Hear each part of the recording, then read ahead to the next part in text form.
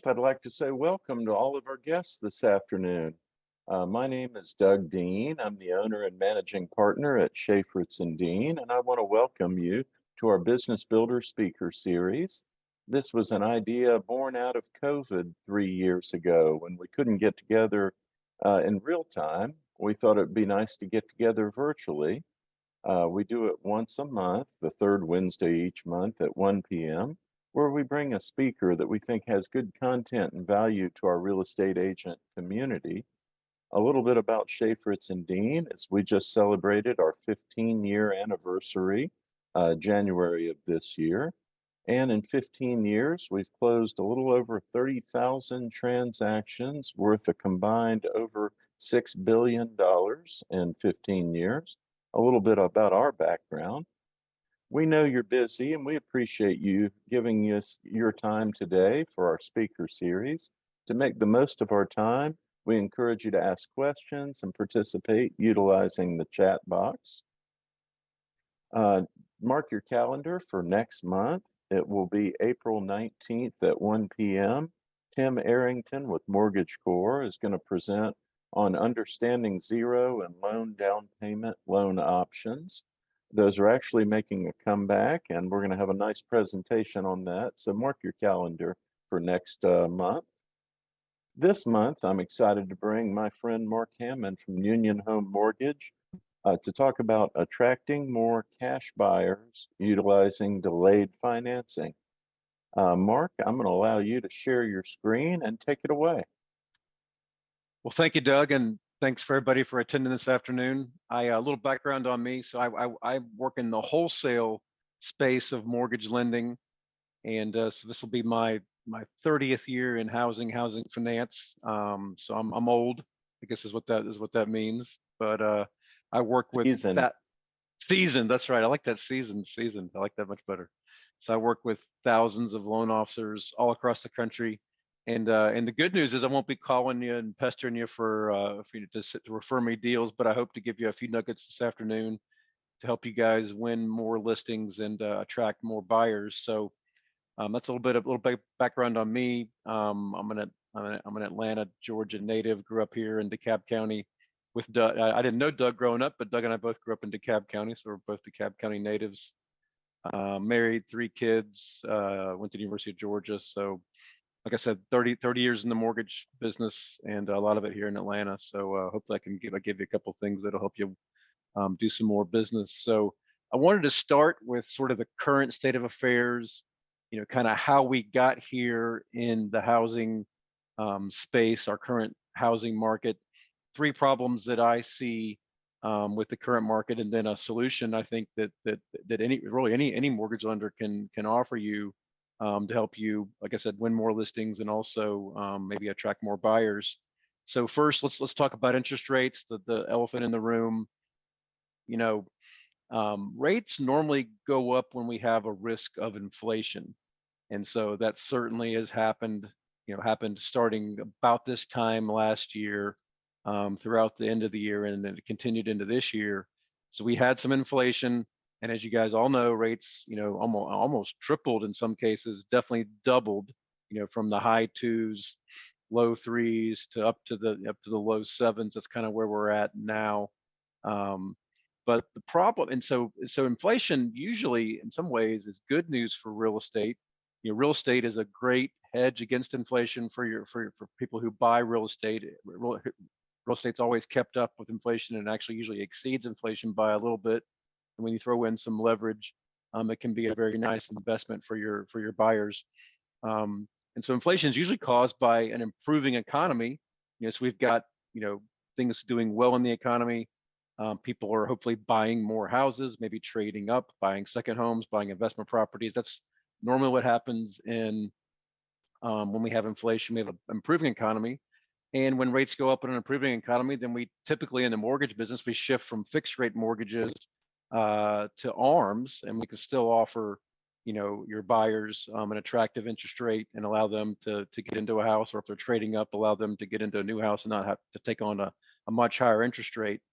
The problem with our current inflation is that it was kind of, I shouldn't say kind of, it was kind of self-inflicted, right? So we had most of it anyway, maybe all of it, depending on on what you believe. But we had, of course, a terrible response, in my opinion, to our pandemic. A lot of political problems that I won't go into, but we printed a ton of money. Our M1 money supply went from 4 trillion to over 20 trillion in less than a few months. A quick trivia question for you guys. Anybody know if you started right now and you wanted to count to 1 trillion? I'll give you a gift card if you know his answer, and don't Google it. But how long would it take you to count to 1 trillion? Anybody know? Anybody want to guess?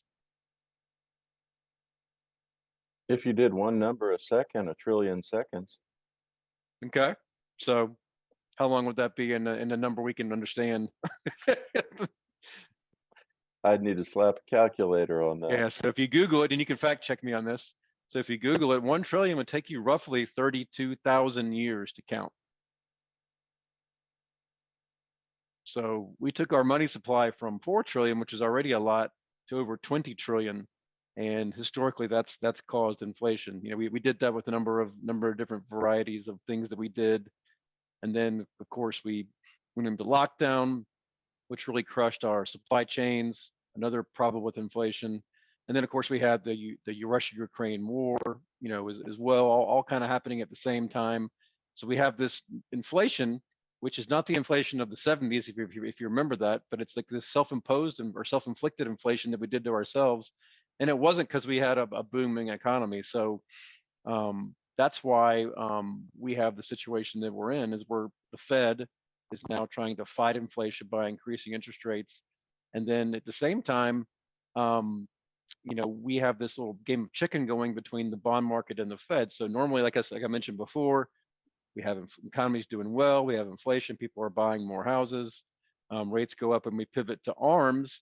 Well, in this scenario, we don't have inflation because we have a booming economy. We have inflation because of all the things I just mentioned. And so our arms, well, we can't do arms because we have what's called an inverted yield curve. So if you look up, again, fact check me if you want to, if you look up the short-term part of the interest rate, the 1 and 2 year treasuries, which is typically what arms are pegged to, versus like the 10-year treasury, which is what the 30-year fixed rate mortgage is pegged to.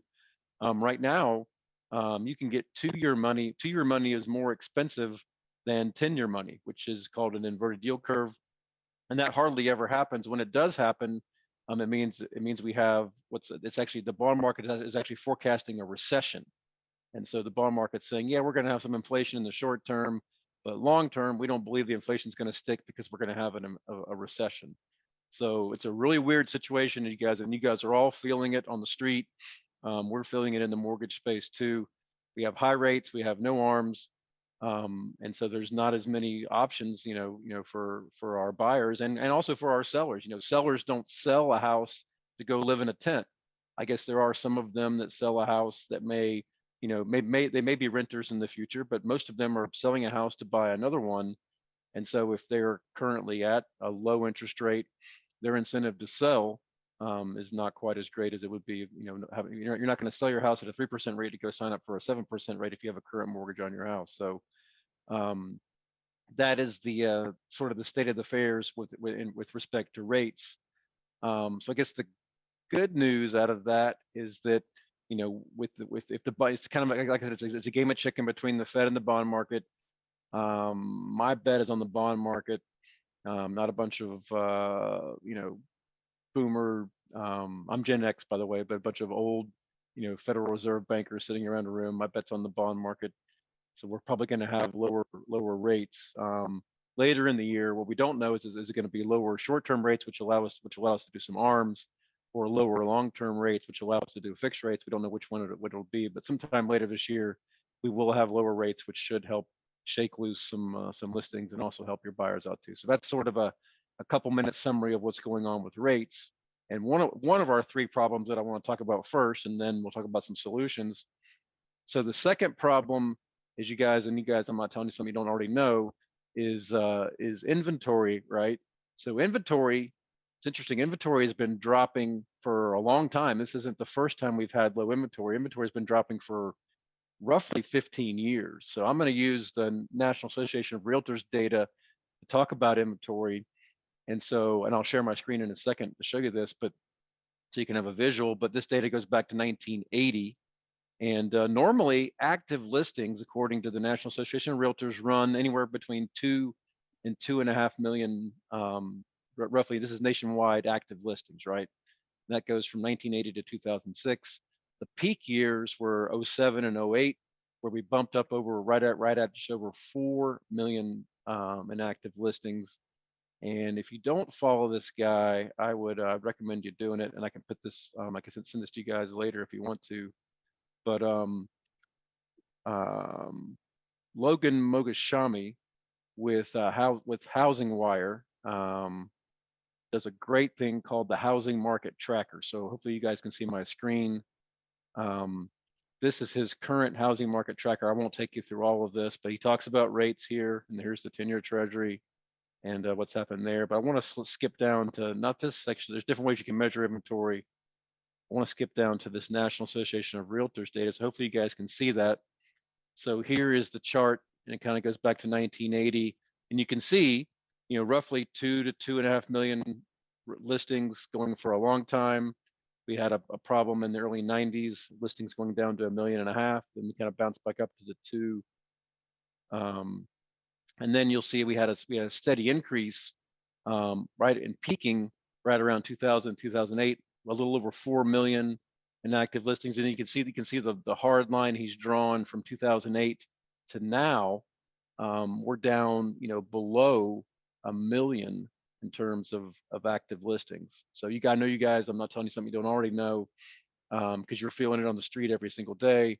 But your listing presentations are tougher right now because there's just not as many folks, wanting to sell their house, and so hopefully, and we don't know this, but hopefully we're seeing the bottom, the trough of this long-term 15-year trend of going downwards, and hopefully we can start moving up, maybe this year, maybe next year, and move back towards a more normal, kind of come back to the mean. Or if you're a golfer, you always come back to your handicap, right? So hopefully we can get back to the mean of around $2.5 million of $2.5 million of active listings in the marketplace. So so that shows you so sort of a long-term trend, what's going on with listings.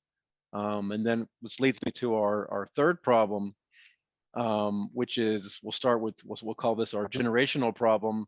And we've got the second largest generation ever, baby boomers. Most of them own their house, free and clear, and they are moving and downsizing. That is happening. You guys know that, but maybe not as fast as we would like, but it is happening. I'm Gen X, so we've got Gen Xers, we've got millennials, which is the largest generation ever, and Gen Y. And so, the boomers most of them own their house free and clear, or pretty close to it, and they are downsizing a little bit, and we will see some pickup in inventory from that. That's going to happen. There's nothing that we can do. They don't want stairs. If they have stairs now, they need, they want to live in maybe in a senior living communities or other communities. They don't want to take care of their yard anymore. Those things are just going to happen, and that's going to help us over time. The problem, so that's the boomers, and that's great. And we've got the largest generation ever, the millennials that'll start buying those houses. Myself is Gen X, and I'm in the situation. I don't quite have my house paid off. I've been in the same house. I'm probably 23 years into a 30-year mortgage. So I'm getting close to the end of my mortgage time, but I still have a mortgage, and I have a really low rate on it, like most Gen Xers do. So there's no reason for me to move. I've also got kids in the house, so we're not really in a position ready to move, even though I probably couldn't afford my neighborhood now. But with a low rate, I have no, and plus having kids here and we're right in the middle of the Gen X, demographic, if you will. I'm not really in a position to move, but even if I was looking to trade up or trade down, I'm not really excited about signing up for a 7% interest rate when I've got something in the 3s right now. So that's the story for most of the Gen Xers, because they probably, most of them, if not all of them, refinanced in 2020 and 2021 to a really low rate. And then the good news is that hasn't happened yet, but the millennials, which is the largest generation ever by a lot, they are forming households now. They are forming them late, and they eventually will save us all. If you stay in the real estate business, they eventually will buy the boomers' houses, fix them up, and form households. Those trends are going to happen regardless of whether Doug and I and all of us stay in the real estate business or not. That's going to happen. They're going to buy houses, and this is going to, and as you saw from the graph, listings are not going to stay or below 1 million, forever. We are going to come back to our handicap. We are going to come back to the mean and get back to a normal market someday, probably later this year. And then I'll mention Gen Y just real quickly. Probably too soon for Gen Y. They're much smaller. They're similar to Gen X, much smaller than the millennials. But that's sort of a quick, maybe longer than I meant to go, snapshot of the current housing market. Anybody? I'll pause for questions. Anybody have any questions, comments, concerns on what I talked about so far? The only thing I was going to mention, Mark, is you were talking about the relationship of inventory to where we are in the market, and saw a presentation yesterday, and the gist of the presentation is never be fooled by headlines. Even when they're statistically accurate, they're misleading. And the one yesterday was the available inventory has jumped 80%. And they said, and that was statistically accurate. A normal market is 4 to 6 months of inventory, and we went from 1 month of inventory to 1.8 months of inventory, which statistically was an 80% jump, and it's still well below a normal market. And they cited numerous other examples of don't look at the headline, look at the data, and look at it in context. And that was the one that stood out. Inventory's up 80% and still well below a normal level of inventory.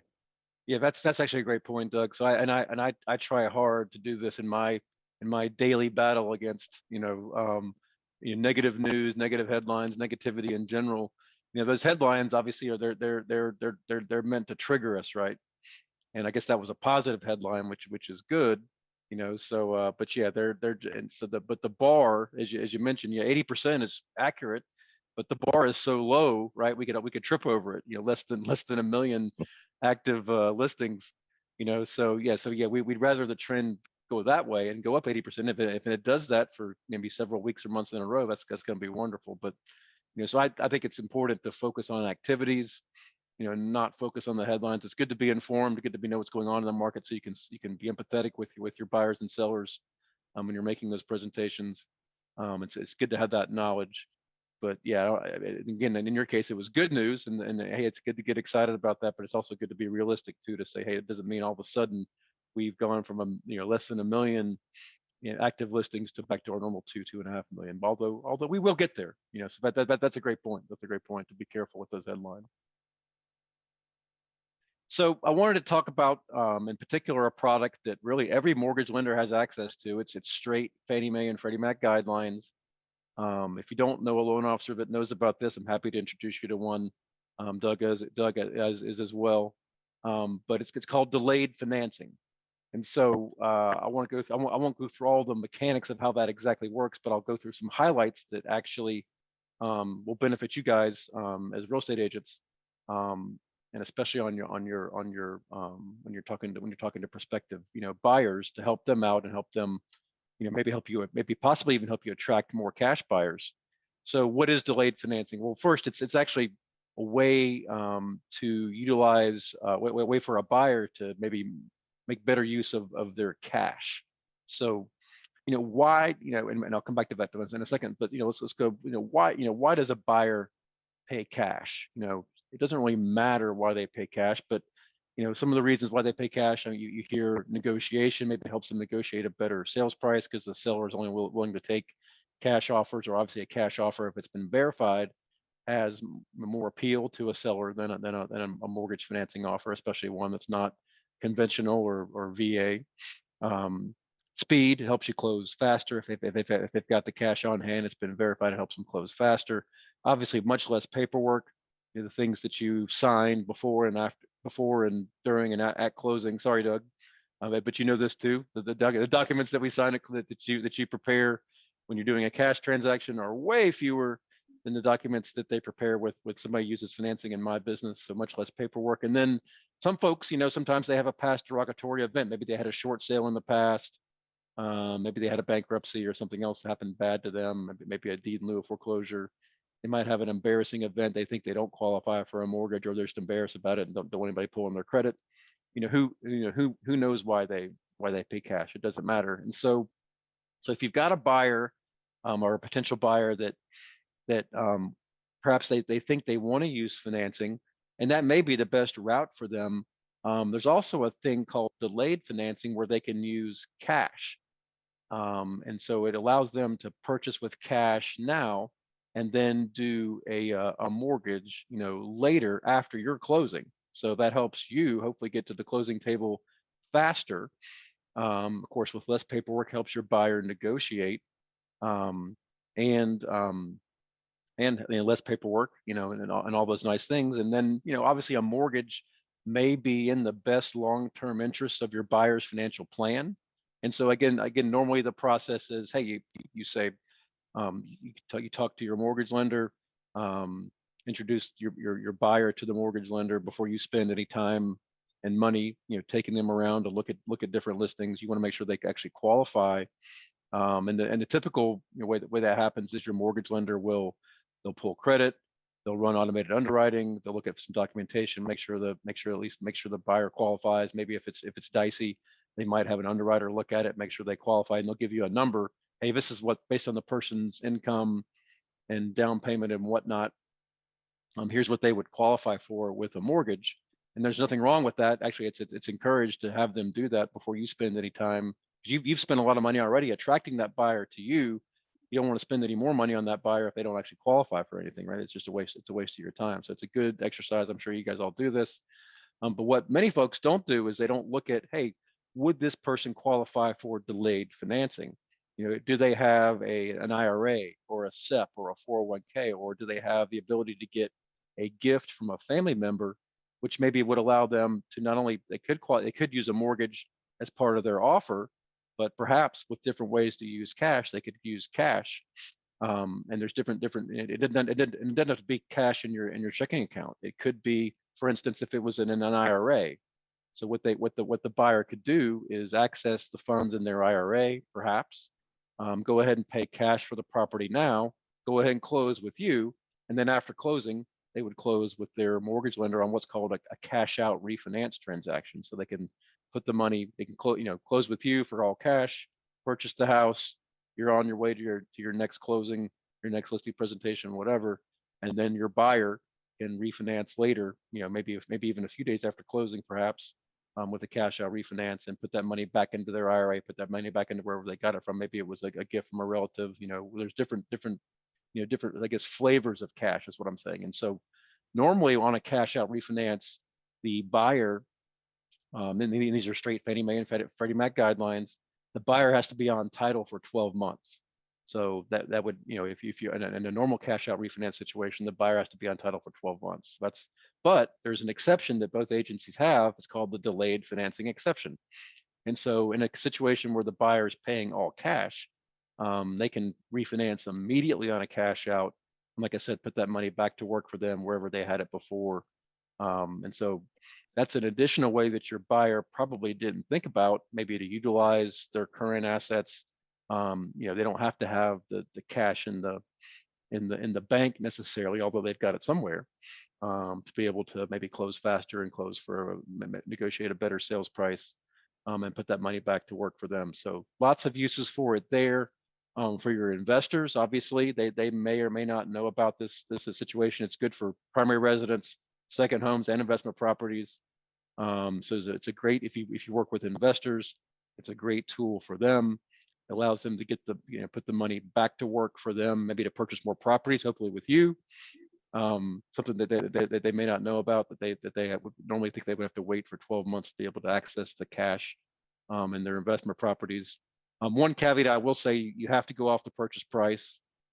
So you cannot go off appraised value. So in the time that they purchase it for all cash, in the time they end up structuring their cash out refinance with the mortgage lender, they have to get an appraisal, obviously, and they may have already gotten one, prior to purchase. It's up to them, and obviously, but they can't go off if the appraised value has gone up. They're not allowed to go off of that. They have to go off the actual sales price. So there's no way to game the system there. So obviously, a lot of benefits to having a conventional mortgage. And we're talking about conventional financing here. It's harder to do in the jumbo world. Can't do it in the VA or FHA world. This is just straight conventional financing. But lots of reasons to have a conventional mortgage. Obviously, it's a fixed rate in most cases, which is great. A great situation to build household net worth. Rents, keep going up when you lock in that fixed rate for 30 years. It allows the buyer's income to go up and build up household net worth. The fixed rate, the mortgage is fully prepayable. Obviously, there's a potential for a tax deduction, and then also obviously the liquidity. They can put that money back to work for them in the market, wherever they had it before. So that is trying to think what else on the cash out refinance, delayed financing exception. Possibly, we've got Doug here who can probably speak to this. So if you're using Doug to do the title search on your cash purchase, and then perhaps later your buyer is going to put the cash back where they got it from before with using the delayed financing exception. Doug's already done the title work. Not as much work for him to do a second round of title work, and if you do it quick enough, there may be potential for reduced closing costs for your buyer on the second closing that hopefully you send back to Doug. So that's a lot of me talking. I don't there's a lot more details that you don't have to be an expert on. Your mortgage professional knows those details and can help you out. But when you're talking to your buyers and talking about qualification, I think it'd be a great thing to bring up with Doug or the mortgage professionals you work with, or if you want us to introduce you to one, we'd be happy to do that as well. But I think it would be a great option when you're talking to your buyers, to sort of move the needle with them and add some value to the situation, to say, hey, a traditional mortgage is a great way to go before you make the offer. Here's another option if you happen to be in a situation where you have access to some cash. Mark, just a thought is sometimes people might be intending to pay with financing, and for whatever reason, their financing is getting delayed and they don't want to lose their contract. So they'll go ahead and say, well, I'll just go ahead and pay cash if they have that ability. And the nice thing is, in that situation, you can go ahead and use the cash, purchase the property, and then still go ahead and complete your financing and basically pull it back out at the same terms you would have been able to acquire if you had used the financing originally, correct? That's right. That's a great option. If obviously if it's a terminal problem with their financing, if it's something that can't be overcome, quickly, then that may be something that they want to think about. But maybe it's something that'll get fixed in the next month or very quickly after the closing. There's I can't think of any good examples right now, but sometimes there's things like let's say large deposits. Sometimes sometimes buyers get these large deposits in their account that they can't source, and with the gig economy, that happens more and more these days. Who knows where the money's coming from?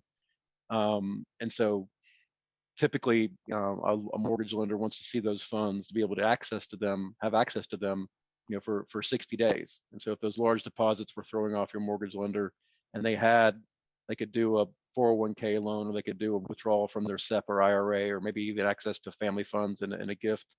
Like I said, they could go ahead and pay cash, and then if it, and then that maybe that buys them time to get those funds, seasoned, if you will. So that's actually the term we use. It's called seasoned funds, and get past that obstacle for financing. And there's other things that pop up in financing too. But I think it's a nice conversation to have with your buyers, to say, hey, here's a couple of different routes you could go, and add value. And especially the investors. The investors may not know about the delayed financing exception, and it gives them more liquidity to hopefully buy more properties with you guys. And I think the investor is also a good candidate for something like this. Investors don't want to tie up all their cash in a single property, and this is a way to use cash for negotiation and speed to get into the property and still be able to. And we traditionally we think of you get your financing before you buy the property, but go ahead, use the availability of cash to improve your negotiating position and improve the speed at which you can close, and then turn around and arrange your financing on the back end. and avoid the cash out restrictions. Was it 12 months now? It was previously 6 months, but That's now right. it's up to 12 months. That's right. It used to be 6 months on title to do a cash out refinance. Fannie and Freddie both changed that to 12 months this year. So it's even more advantageous, for the cash buyer to understand how this works and take advantage of it because, we don't know what rates are going to do in 12 months. They may be lower, they may be higher. We don't know. But that's also 12 months their money's not working for them as well, that they're having to wait, with the cash and the property. So that this gives them access to their cash more, sooner, and more liquidity to, like you said, purchase more properties or put the money back to work for them in the market with their financial planner or wherever they had it before. But I think the main thing is just you're adding value. You're giving your buyer options, and it's a great, if you get some of these, as a success, if your buyer is able to negotiate better terms on the sale using this product, and then they close with you, and then they close in a few weeks later with your mortgage lender. Great opportunity to ask for referrals. I mean, you'll be the delayed financing expert for that buyer for the rest of their life. So they'll tell other, I mean, a great chance to ask for referrals, or a great opportunity to ask for referrals when you present something like this to a buyer. Hi, Mark. Hey there, Linda. Hi, I have a question. So you said that the buyer need to be on the title for 12 months. That just means they cannot either sell it or, maybe change like like a quit claim kind of title change. But other than that, like if they are not they don't plan to sell it like within a year, then it's safe for them, right? Correct. So the 12 months that Doug and I referenced earlier that's Fannie and Freddie's rule for a cash out refinance. You've got to be on title, quit claim, or otherwise. So if there's financing on the property now, and the property owner wants to do what's called a cash out refinance, they've got to be on title for 12 months. So that is the guideline. There's no way around it. You can't quit claim. There's nothing you can do. You've got to be on title for 12 months if there's a mortgage currently. The exception is for cash purchases. So I hope that makes sense. If you do a cash purchase, and Fannie and Freddie both allow you to do a cash out refinance immediately right after closing. You don't have to wait the 12 months. So if like they are not doing something like this delayed financing, or I just want to clarify. I just want to make sure I didn't get it wrong.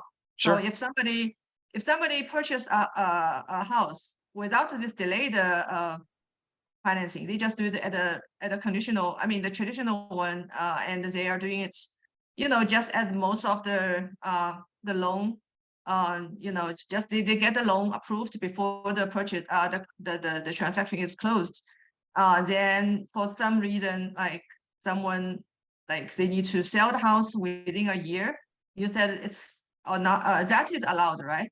If Correct. they get it, okay. Correct. So if they buy a house the traditional way, with financing, and they want to sell it before 12 months, then yes, then they're allowed. They're able to sell the house. There's nothing stopping them from selling the house. You're absolutely right. But if they wanted to, let's say if they wanted to do what's called a cash out refinance and access part of their equity in the house, if they used a mortgage, then they have to wait 12 months. But if they're selling, no problem. Another question is, oh, sorry.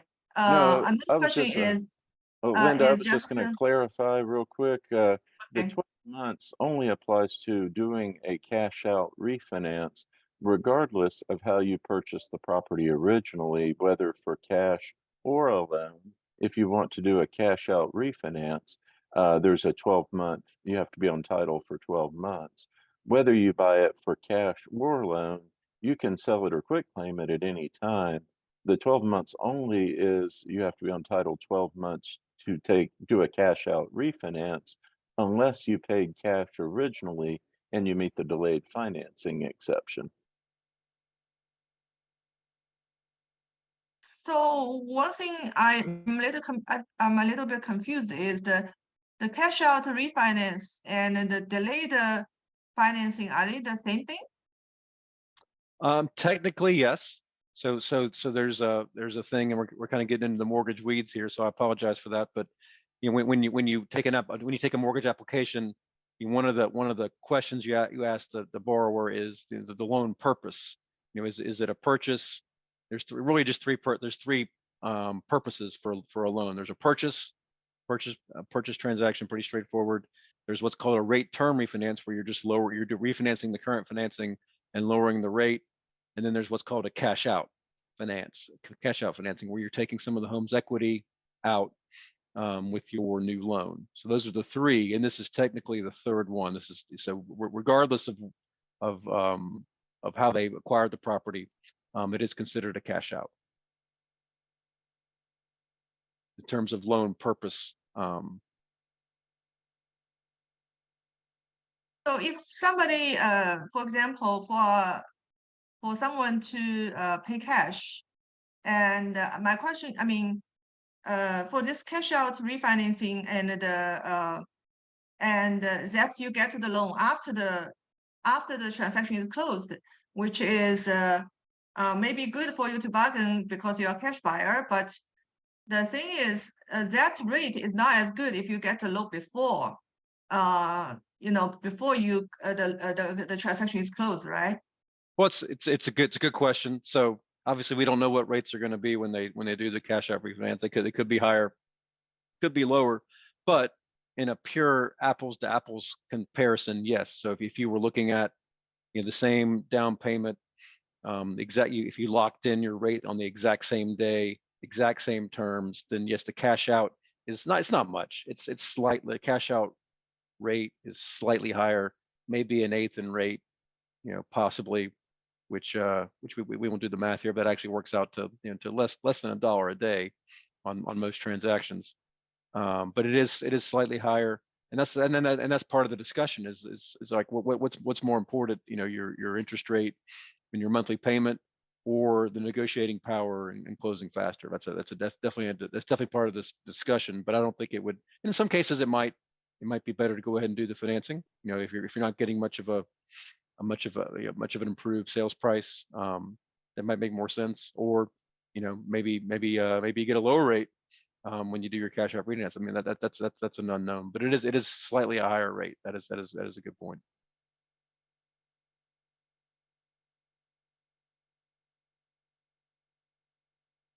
Mark, hello, Mark. Yes. Hey, LaShawn. All right. Hey, Anik. Sorry, Anik. Yes. Oh, thank you so much for talking about and discussing about this topic. It's a very hot topic. My question is, with the rate, I know you did mention a little bit about it earlier, with the rate today and the rate that people had a couple of years ago or a year ago, refinancing with the higher rate, how is it going to be factor to refinance from a 3% to, let's say, 7 or 8%? Yeah, we're not seeing a whole lot of that right now. So that's one of our sort of big three, problems when I was talking about, the Gen Xers, right? That's you're describing that's mostly the Gen Xers. They don't own their house free and clear yet like the boomers do. They still have a mortgage. They're not ready to move, or even if they were ready to move, they're disincentivized they don't have much of an incentive to move, because they're not going to, if they've got a 3% mortgage now, and they're not going to move, they're not going to sell their house and move just to be homeless, right? They're going to go move somewhere, and they may still need a mortgage on their new house, and they're not going to do it at 7. So they're going to stay put for a while. So that is one of our big three problems in terms of of why I showed you that graph earlier where the black line was trending down, and that was part of that problem. Is there's just so many folks that are not they're not in a hurry to move because they've got such a good deal on their current mortgage. Exactly. I was thinking in the term of investing. Like, even for investment, we have to really, really work the math out and see if the mathematics add up to do it that way. Yeah, it's a strange situation with rates right now. And again, I know this wasn't our main topic. We were talking about cash purchases and how to do delayed financing, but for current, for current mortgages, if you're using a traditional financing, to purchase a house, whether it's investment property or just second home or primary residence, whatever, the best deal on the rate sheet right now is what's called the temporary buy down. And again, that could be a topic maybe for another discussion with Doug in the future. But that is at the moment the best deal on the rate sheet for a lot of reasons. And but it does require your seller. So you have to when you're setting that sales price, you've got to be careful, and you've got to do that calculation. That the 2-1 buy down is the best deal right now. And it makes the house, the listing the most attractive. But you've got to work on your sales price, because to make it work for the buyer, it's got to be a sales concession. So Thank you.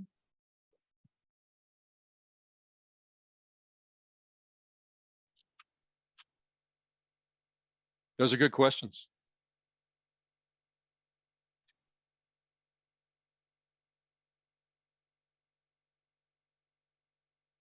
So is everybody on the call here in Georgia and Atlanta? Is that a yes? Anybody not in Atlanta? It's cold here today. It's sunny but cold.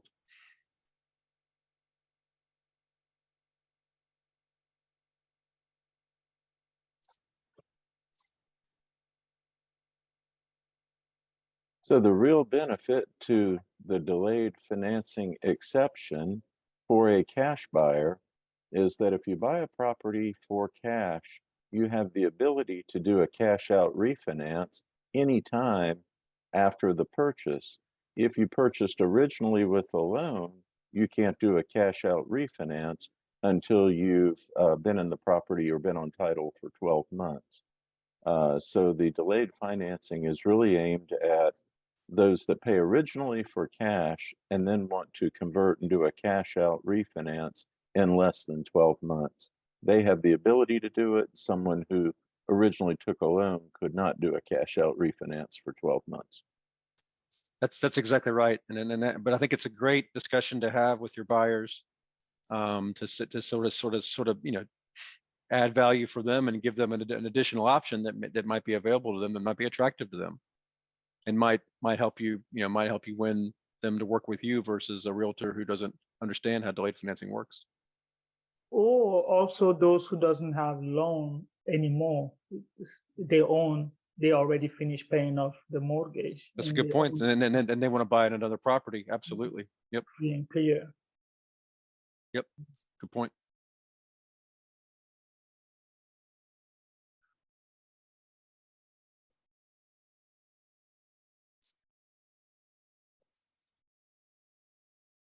Are there any other questions that you have? If not, I'd like to say thank you to everybody for joining us today. I especially appreciate Mark giving of his time to share the information today. I also wanted to let you know that we record these on Zoom, and we go back and we clean them up. We put our music and credits and polish them up a little bit, and then post them on our YouTube channel. So if you'd later like to go back and review the presentation, you'll have that opportunity. Or if you know somebody that might benefit from it, you'll be able to share the link or let them know that it's on our YouTube channel. It takes a week or two, but we'll get them posted to our YouTube channel, and we'll send you an email with the link if you'd like to go back and review it or share it. The question was, what is our YouTube channel? Unfortunately, it's not an easy to remember, but if you go to youtube.com, YouTube, and you search for Shafritz and Dean, it will come right up. I am going to do it real quickly and paste it in the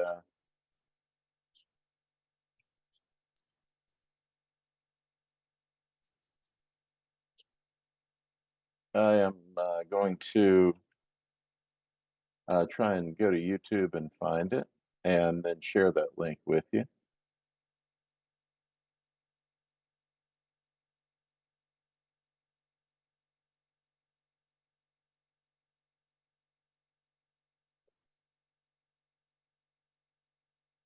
For one question, for Mark.